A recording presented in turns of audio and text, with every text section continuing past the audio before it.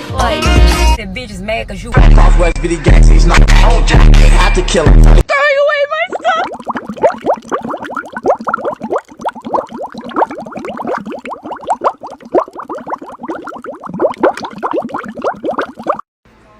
Make yourself comfortable because this series is about to blow your mind. Do you know what the Nephilim are? If you don't, I'm sure you have heard of the Greek mythology and these gods kind of like Poseidon and demigods like Hercules. I'm sure you've heard so many conspiracy theories about the pyramids of Giza and how they were built. Keep in mind we have such advanced technology and we still can't figure out how these were built so perfectly or who could have possibly carried the rocks to create Stonehenge. These ain't 30 pounds, okay, my bodybuilders out there. These are 30 tons. And they were brought from 180 miles away with no cars. Y'all, that ain't no human, that's a Hulk. So many ancient civilizations drew out these tall, superhuman-like figures. So who are they and what does the Nephilim have to do with this? I got you, part 2 is up. So what are Nephilim and what do they have to do with ancient civilizations, Greek mythology,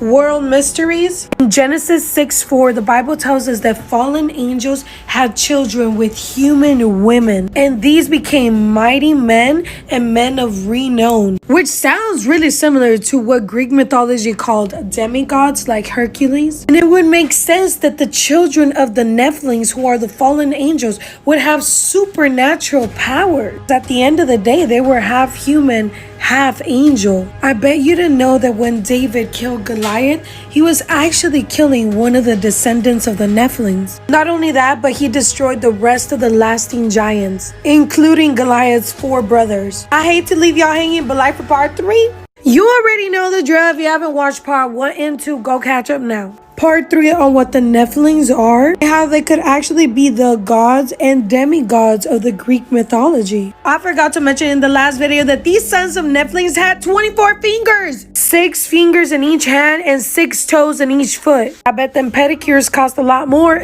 So when the Israelites were on their way to the promised land, Moses was like, hey, yo, we're going to send 12 of y'all to go spy on Canaan. When they got there, they were shook that the whole place was full of descendants of Nephilim. They even said they felt like grasshoppers compared to them. So they took grapes as a souvenir. They needed 2 people to carry these grapes on their back, which means these giants would carry heavy stuff. And they had technology to make their city strong and fortified. If anything out there could have the strength and technology to pick one of these stones up, it would be the Nephilim and their descendants. Y'all, this is just getting interesting. Like for part 4. Part 4 in this series about Nephilim that TikTok is really trying to ban. So make sure you boost this video. If you haven't watched the rest of the videos, you already know what to do. Catch up. So now that we know these supernatural humans are actually human hybrids, none of them had a soul. You can look it up on National Geographic. Actual skeletons of giants, which actually proves that they existed and the Bible ain't lying. But this explains where the supernatural power and knowledge came from to build the Stonehenge that even aligns with the movement of the sun without modern technology. I mean, who do you think gave the Mayans the knowledge to create the Mayan calendar? Think about it. No basic human could have done that. But why would the Nephilim do this? They tried to infiltrate the creations of God to try to stop Jesus from being born.